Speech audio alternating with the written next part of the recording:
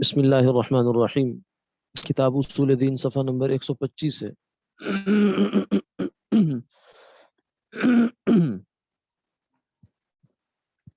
قاعدہ نمبر 9، درء المفاسد اولا من جلب المصالح۔ مصلحتوں کو حاصل کرنے کے مقابلے میں مفاسد کو دور کرنا اولا ہے، یعنی نقصان سے بچنا فائدہ حاصل کرنے سے مقدم ہے۔ ایک طرف فائدہ ہے اور ایک طرف نقصان ہے، تو نقصان سے بچنے کو ترجیح دی جائے، فائدہ حاصل کرنا چھوڑ دیا جائے، فائدے کو چھوڑا جائے، نقصان سے بچا جائے۔ مطلب یہ ہے کہ جب مصلحت اور مفسدہ کے مابین تعارض واقع ہو تو عام طور سے مفسدہ کو دور کرنے کو مقدم رکھا جائے گا، کیونکہ شریعت نے مامور بھی احکام کا جتنا اہتمام کیا ہے، یعنی جن چیزوں کو کرنے کا حکم دیا وہ مامور بھی ہوتے ہیں، اس سے کہیں زیادہ ممنوعات شرعیہ سے بچنے کا اہتمام کیا۔ اسی لیے رسول اللہ صلی اللہ علیہ وسلم کا ارشاد ہے، اذا امرتکم بشیء فأتوا منه ما استطعتم وَإِذَا نَهَيْتُكُمْ عَنْ شَيْءٍ فَاجْتَنِبُوهُ۔ میں جب تم کو کسی کام کا حکم دوں تو تم اس کو اپنی طاقت میں کرو، اور جب میں تم کو کسی کام سے روکوں تو تم اس سے بالکل رک جاؤ۔ اسی طرح ایک اور روایت بھی ہے، لَتَرْكُ ذَرَّةٍ مِّمَّا نَهَى اللَّهُ عَنْهُ أَفْضَلُ مِنْ عِبَادَةِ الثَّقَلَيْنِ۔ ایک ذرے کو ترک کرنا جس سے اللہ نے منع کر رکھا ہے، جن و انس کی عبادت سے افضل ہے۔ یہی وجہ ہے کہ مشقت کی صورت میں واجب کو ترک کرنا جائز ہے، لیکن منہیات و ممنوعات خصوصاً کبیرہ گناہوں کو کرنے کی اجازت نہیں دی گئی۔ اب اسی اصول پر کچھ مسئلے جو مبنی ہیں وہ یہ ہیں کہ اگر کسی مرد کو استنجا کرنا ہو تو وہ اگرچہ نہر کے کنارے بیٹھا ہو لیکن دیگر مردوں سے پردے کا نظم نہیں ہے تو استنجے کو مؤخر کر دے اور ایسے ہی نماز پڑھ لے۔ ٹھیک ہے، کیوں؟ اس لیے کہ ایک طرف وہ ہے استنجا کا حکم ہے کہ وہ کرو بھائی، اور دوسری طرف یہ ہے کہ سطر نہیں کھولنا کسی کے سامنے۔ اب یہ دو حکم آپس میں ٹکرا گئے، استنجے کا حکم کا تقاضا یہ ہے کہ سطر کھلے، اور سطر کے حکم کا تقاضا یہ ہے کہ استنجا نہ ہو۔ تو اب ہم ترجیح دیں گے سطر والے مسئلے کو، کیونکہ وہ نقصان کی چیز ہے، تو نقصان سے بچنا زیادہ بہتر ہے بنسبت فائدہ حاصل کرنے۔ دوسرا مسئلہ، عورت پر غسل واجب ہو لیکن مردوں سے پردے میں ہو کر نہانے کی کوئی صورت نہ ہو تو غسل کو مؤخر کر دے، نماز اگر پڑھنی ہے تو ویسے ہی پڑھ لے۔ کلی کرنے اور ناک میں پانی ڈالنے میں مبالغہ کرنا مسنون ہے، لیکن روزہ دار کے لیے مکروہ ہے، کیونکہ روزے کی حفاظت کلی میں مبالغے سے مقدم ہے، کیونکہ ایسا کریں گے تو روزہ ٹوٹ جائے گا، ٹوٹنے کا اندیشہ ہے۔ تو جو غسل میں کلی ہے وہ اتنی ضروری نہیں جتنا روزے کو بچانا ضروری ہے۔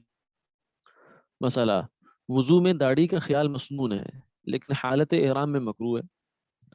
کیوں؟ اس لیے کہ اگر بال ٹوٹ گیا تو جنایت آ جاتی ہے، وہ گناہ کی بات ہے۔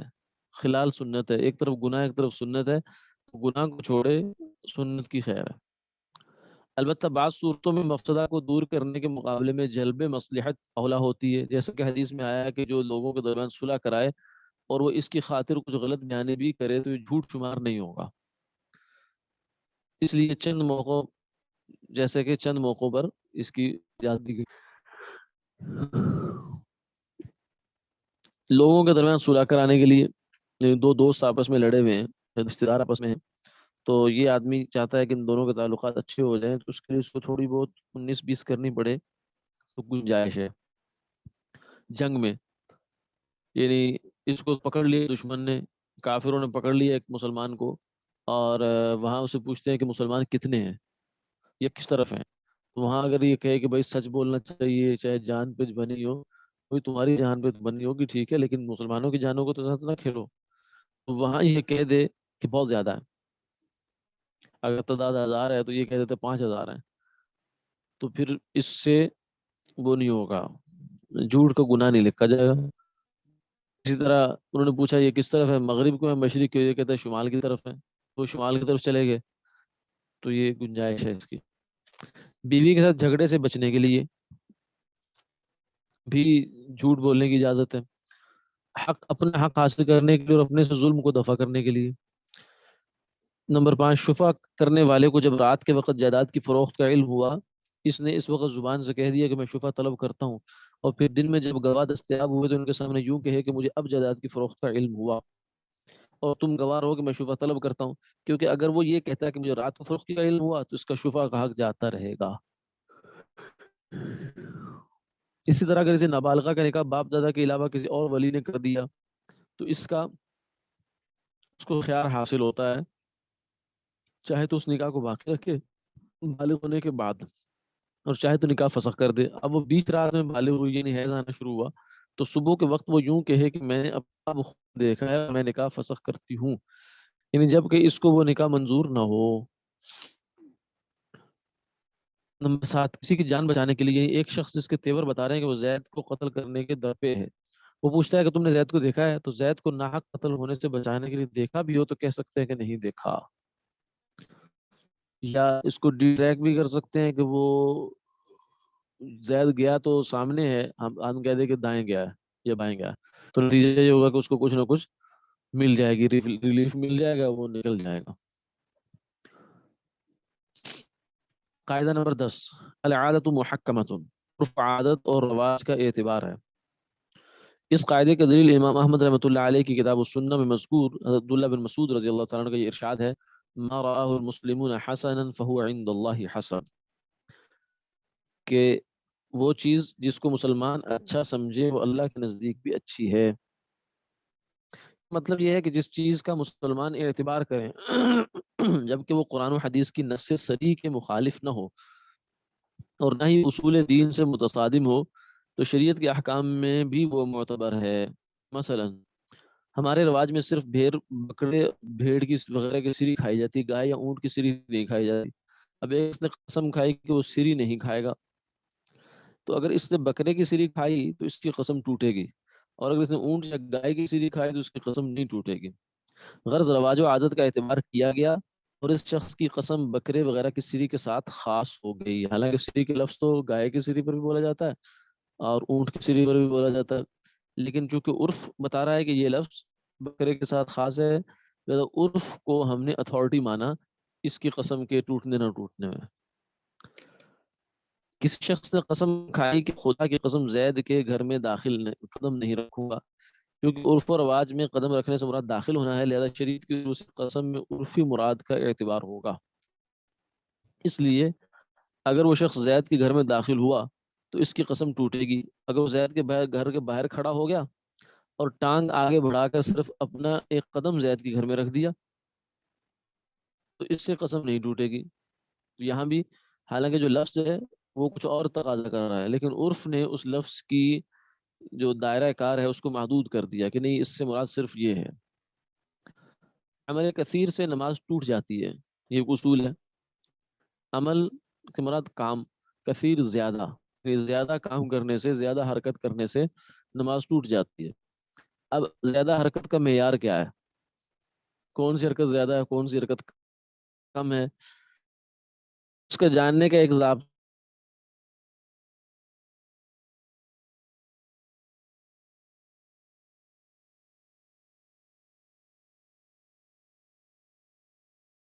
کام کرنے لگے جو عام طور سے دو ہاتھوں سے کیا جاتا ہے، یہ ایک رکن میں مدت میں نماز میں 3 بار ہاتھ اٹھا اٹھا کر کھجلی کرے وغیرہ۔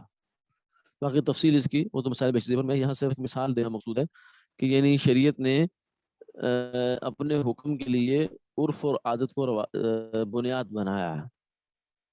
نمبر 4، بعض علاقوں اور خاندانوں میں یہ رواج ہے کہ لڑکے والوں کی طرف سے لڑکی کو شادی کے موقع پر جو زیور دیا جاتا ہے وہ اسے مالکانہ بنیادوں پر دیتے ہیں، جبکہ دوسروں کا رواج یہ ہے کہ وہ بطور عاریت کے دیتے ہیں، یعنی جب چاہیں گے سسرال والے بہو سے زیور واپس لے لیں گے، اور کچھ خاندان ایسے ہوتے ہیں کہ وہ واپس نہیں لیتے، وہ کہتے ہیں بس جو دیا سو دیا، اسی کا ہو گیا، جو مرضی کرے اس کے ساتھ۔ لیکن کچھ لوگ صرف پہننے کے لیے دیتے ہیں، بعد میں واپس لیتے ہیں۔ اب اگر زیور دیتے وقت صراحت نہ کی ہو کہ کس طور پر دیے ہیں تو علاقے کے اور خاندان کا جو رواج ہوگا اسی کے مطابق سمجھا جائے گا۔ اگر اس خاندان کا عام ٹرینڈ یہی ہے کہ وہ مالکانہ دیتے ہیں تو پھر یہ بھی ہم مالکانہ اس کیس کو مالکانہ سمجھیں، اور اگر عام ٹرینڈ یہی ہے کہ نہیں عاریت پہ دیتے تو پھر اس کیس کو بھی عاریت پہ سمجھیں گے۔ یہ تب ہے جب آپس میں جھگڑا ہو جائے، لیکن اگر خاندان کا رواج مثلا مالکانہ دینے کا ہے اور صراحت کر دیتے ہیں میاں ساس سسر کہ یہ بیٹا جو زیور ہے نا آپ کو دیا ہے عاریت پہ، تو بھی مالکانہ نہیں بنے گا. یا اگر وہ خاندان کا عرف و رواج جو ہے وہ تو چل رہا ہے عاریتن دینے پر، عارضی دینے پر، لیکن وہ کہتے ہیں کہ نہیں آپ کو پکا ہے، تو بھی ٹھیک ہے، ہو جائے گا پکا. یعنی یہ جب کی بات ہے جب خاموشی ہو، کوئی صراحت نہ ہو، وضاحت نہ ہو. تنبیہ، جو چیزیں بدعت اور اصول کے بدعت اور بدعت کے اصول کے تحت آتی ہیں، جو صحیح ممنوعات ہیں، اگر مسلمان ان کو اچھا سمجھنا شروع کر دیں تو وہ اچھی نہیں بن جائیں گی، کیونکہ ایسی چیزوں میں عرف و عادت کا اعتبار نہیں ہے. یعنی شریعت کے ضابطے کے مطابق اگر کوئی چیز آتی ہے تو پھر تو لیں، لیکن اگر کوئی چیز شریعت کے ضابطے سے ٹکراتی ہے تو وہاں پھر ٹرینڈ نہیں دیکھا جائے گا، نارم نہیں دیکھا جائے گا وہاں. مثلا سارے لوگ جو ہیں وہ بینکوں میں پیسہ رکھواتے ہیں، تو یہ مطلب تھوڑی ہے کہ سود جائز ہو جائے گا، اس سے جائز نہیں ہوگا. قاعدہ نمبر 11، کیونکہ سود صراحتاً منع ہے. تصرف الامام علی الرعیت منوط بالمصلحہ، حاکم کا رعایا پر ہر حکم رعایا کی مصلحت پر مشتمل ہونا چاہیے. اس قاعدے کے دلائل یہ ہیں. عمر رضی اللہ عنہ نے فرمایا انی انزلت نفسی عن مال اللہ تعالی بمنزلۃ وال الیتیم ان احتاجت اخذت منه فاذا ایسرت رددته فان استغنیت استعففت. سنن سعید بن منصور کی روایت ہے. حضرت عمر نے فرمایا کہ میں بیت المال کے معاملے میں اپنے آپ کو یتیم کے والی کی مانند خیال کرتا ہوں. اگر مجھے حاجت ہوتی ہے تو بیت المال سے بقدر ضرورت لیتا ہوں، پھر کشادگی ہو جاتی ہے تو لیا ہوا بیت المال میں واپس لوٹا دیتا ہوں، اور اگر استغنا حاصل ہو تو پھر بیت المال سے لینے سے بچتا ہوں. حضرت عمر رضی اللہ عنہ نے عمار ابن یاسر رضی اللہ تعالیٰ عنہ کو نماز اور جنگ کے معاملات کی ذمہ داری دی. عبداللہ بن مسعود رضی اللہ عنہ کو قضاء اور بیت المال پر مقرر فرمایا، اور حضرت عثمان ابن حنیف رضی اللہ عنہ کو اراضی کی مساحت پر پیمائش، یہ جو پٹوار خانے کا کام ہوتا ہے، اس پر مقرر کیا. اور ہر ایک کی ضرورت کو پیش نظر رکھتے ہوئے ان تینوں کے لیے بیت المال سے ایک بکری کے گوشت کا وظیفہ مقرر فرمایا. نصف بکری اور اس کا پیٹ مار کے لیے، اور ایک چوتھائی حضرت عبداللہ بن مسعود کے لیے، اور ایک چوتھائی حضرت عثمان بن حنیف کے لیے، جس میں سے 50% تھی وہ عمار کے لیے، اور جو ہے نا وہ 25% ان کے لیے، دونوں باقی دونوں کے لیے 25-25 ہو گئی، اور ایک چوتھائی حضرت عثمان بن حنیف کے لیے. اور فرمایا کہ میں نے بیت المال کے بارے میں اپنا اور تمہارا معاملہ یتیم کے والی کی مثل بنایا ہے کہ اللہ تعالیٰ کا ارشاد ہے ومن كان غنيا فليستعفف ومن كان فقيرا فليأكل بالمعروف. سورہ نساء. ترجمہ، اور جس کو ضرورت نہ ہو وہ بچے، اور جو ضرورت مند ہو وہ رواج کے مطابق لے لے. آگے فرمایا واللہ میں نہیں خیال کرتا کہ کسی علاقے سے ایک بکری روز لی جاتی رہے مگر یہ کہ اس کی بربادی جلد ہو جائے گی. یعنی یہ فرمایا کہ بیت المال سے میں نے بکری تو لگا دی آپ لوگوں کی اور اپنا بھی وظیفہ لیتا ہوں، لیکن ساتھ مجھے یہ ڈر بھی ہے کہ بیت المال سے اگر وظیفے لیے ہی جائیں اس میں کچھ آمدن نہ بڑھائی جائے تو نتیجہ کیا نکلے گا؟ بیت المال کنگال ہو جائے گا، دیوالیہ ہو جائے گا، ملک دیوالیہ ہو جائے گا. مطلب یہ ہے کہ اگر پیداوار کو بڑھانے کی طرف توجہ نہ کی جائے اور خرچ پورے پورے کیے جائیں تو بربادی بھی آئے گی. لہذا یہ خرچہ جہاں ضروری ہے وہیں پیداوار بڑھانے کی طرف بھی توجہ دی جائے. جیسا کہ یتیم کا مال یوں ہی پڑا رہے، اس کی بڑھنے کی فکر نہ کی جائے اور اس میں سے یتیم کے اخراجات مسلسل نکلتے چلے جائیں تو بالآخر وہ مال ختم ہو جائے گا. ٹھیک ہے جی. تنبیہ، جب عوام سے متعلق معاملات میں حاکم کے کسی حکم کا مصلحت عامہ پر مبنی ہونا ضروری ہے تو از روئے شریعت اس کا وہی حکم نافذ ہوگا جس میں مصلحت ہوگی، اور حاکم کا کوئی ایسا فعل یا فیصلہ جو مصلحت عامہ کے خلاف ہو وہ شریعت کی نظر میں نافذ نہیں ہوگا. ٹھیک ہے. یعنی گویا کہ حاکم کا وہ حکم مانا جائے گا جو شریعت کے دائرے کے اندر ہے، شریعت کے خلاف حکم نہیں مانا جائے گا. کیونکہ میں حکمران ہوں بھائی، میں حکمران ٹھیک ہے، تو وہ خدا تھوڑی ہو، خدا اور ہے، حکمران اور ہے. حاکم تو خود اصل حاکم تو اللہ ہے، لا حکم الا للہ تعالی. ہاں لیکن حکمرانوں کو بھی ماننی پڑے گی ہمیں ان چیزوں میں جو شریعت کے دائرے کے اندر اندر، کیونکہ لا طاعت لمخلوق فی معصیت الخالق، خدا کی نافرمانی میں مخلوق کی اطاعت نہیں ہے۔ مثلا اگر کوئی علاقہ لشکر کشی کر کے فتح کیا گیا ہو اور مسلمان حاکم وہاں کسی زمین کے بارے میں لوگوں کو اجازت دے دے تو اس کو مسجد میں شامل کر لیں یا اس میں مسجد پر وقف دکانیں بنا لیں، تو یہ اجازت اور حکم صرف اس وقت نافذ ہوگا جب اس سے گزرنے والوں اور دیگر لوگوں کو تکلیف نہ ہو۔ اگر تکلیف ہو تو پھر ایسا نہیں کرنا جگہ۔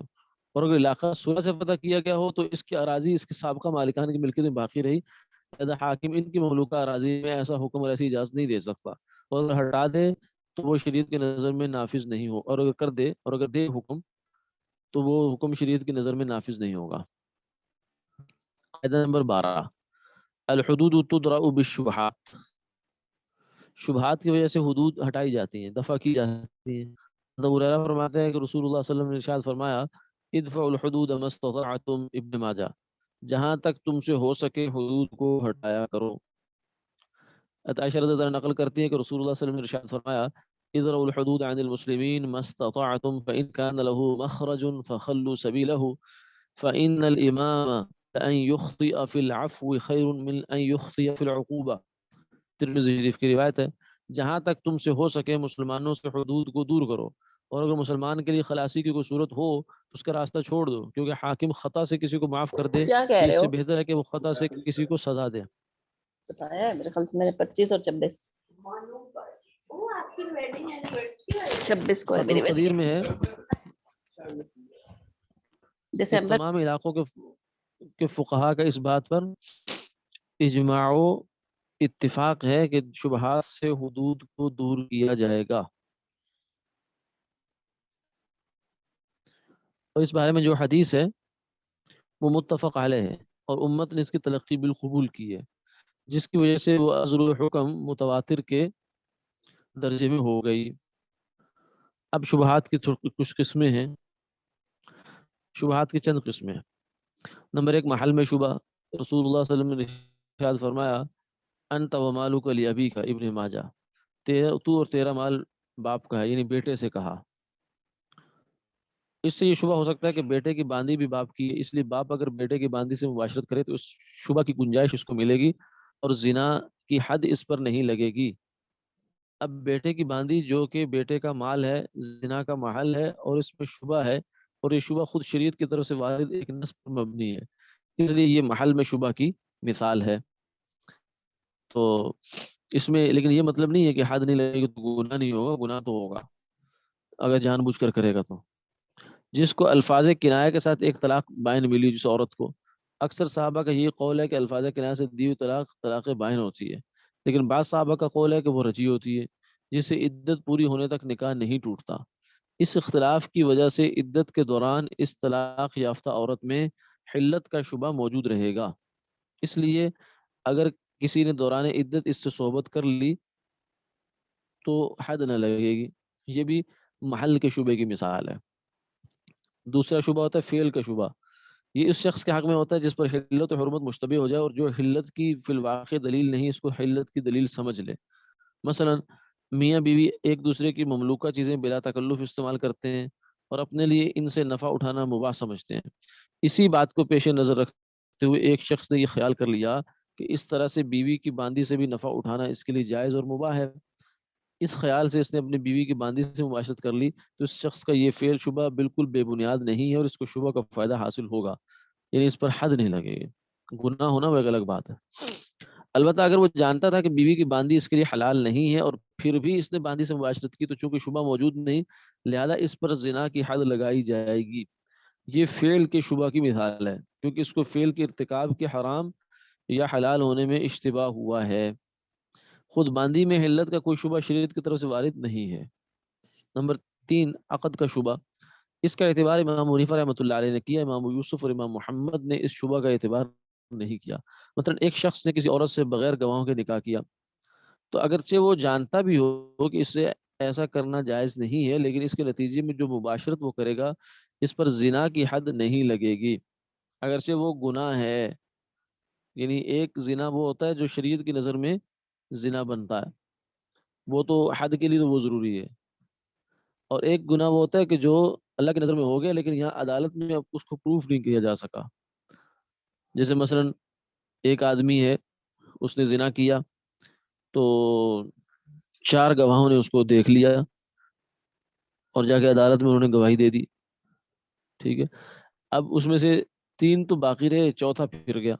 چوتھا نے کہا کہ مجھ سے غلطی ہو گئی, میں تو نہیں, اس میں میں نے نہیں دیکھا تھا, میں نے ویسے ہی کہہ دیا. تو اس کے نتیجے میں اب اس بندے کو حد نہیں لگے گی. لیکن یہ مطلب نہیں ہوگا کہ حد نہ لگنے کا کہ یہ جو کچھ اس نے حرکت کی وہ بھی ٹھیک ہو گئی. وہ ٹھیک نہیں ہوئی, وہ تو گناہ اپنی جگہ ہے, کیونکہ حد کے الگ مسئلہ ہے اور گناہ کا اپنا الگ مسئلہ ہے.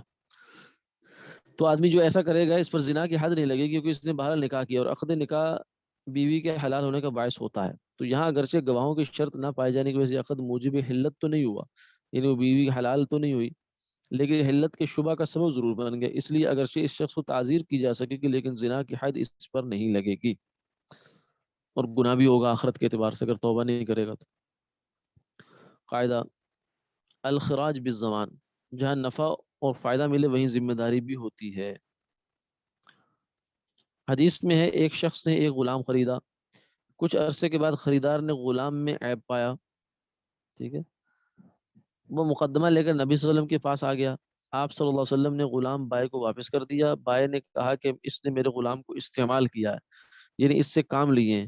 اس پر آپ صلی اللہ علیہ وسلم نے ارشاد فرمایا کہ الخراج بالزمان, یعنی اگر اس دوران غلام مر جاتا تو غلام عیبدار ہونے کے باوجود خریدار ہی کے سر پڑتا. اس کی آج کل مثال آپ یہ سمجھے کہ ایک آدمی کی سے گاڑی خریدی اس نے, اور اس نے ہفتہ 10 دن چلائی تو پتہ چلا کہ یہ تو انجن ہوا پڑا اس کا, اس نے تو مجھے بتایا ہی نہیں تھا یہ بات, انجن تو کھلا ہوا ہے اس کا, میں تو اس کو سیل سمجھ کے لایا. اب وہ گاڑی واپس کرنے گیا تو جو جس نے بیچی ہے گاڑی وہ کہے کہ بھائی 1 ہفتہ جو تم نے چلائی نا اس کا رینٹ دو مجھے, میری گاڑی چلاتے رہے, پیسے تم اپنے پورے پورے واپس لے کے جا رہے ہو, تو اس 1 ہفتے کا رینٹ دو. تو یہ نہیں کہہ سکتا, کیوں, اس لیے کہ اس ایک ہفتہ جو اس نے گاڑی چلائی ہے تو اپنے رسک پر چلائی ہے, تو جو رسک اٹھاتا ہے وہی فائدہ اٹھاتا ہے. مسئلہ امام یوسف رحمۃ اللہ اور امام محمد کے نزدیک مقروض نے اپنے ضامن یعنی کفیل کو قرض کی رقم دی. ایک بندے کو اوپر پیسہ تھا, قرضہ تھا, تو جس کا قرضہ تھا اس نے کہا بھائی مجھے ضامن دو. اس نے کہا جی فلاں بندہ میرا ضامن ہے, فلاں کزن میرا ضامن ہے.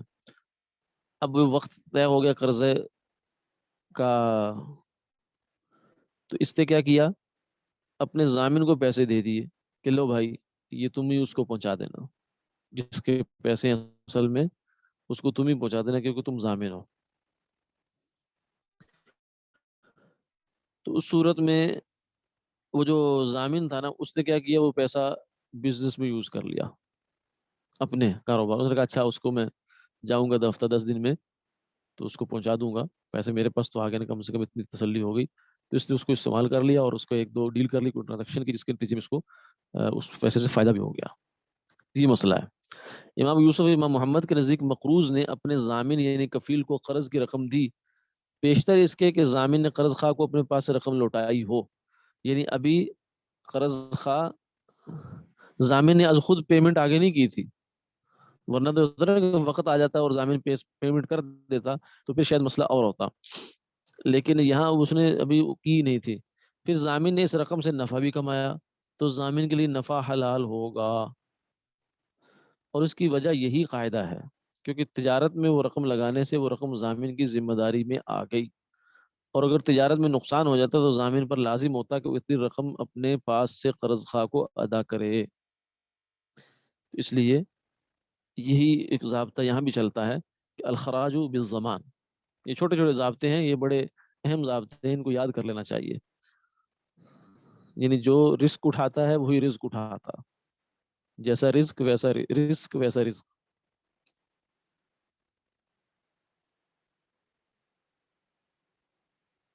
جی کوئی سوال ہے تو کر لیں.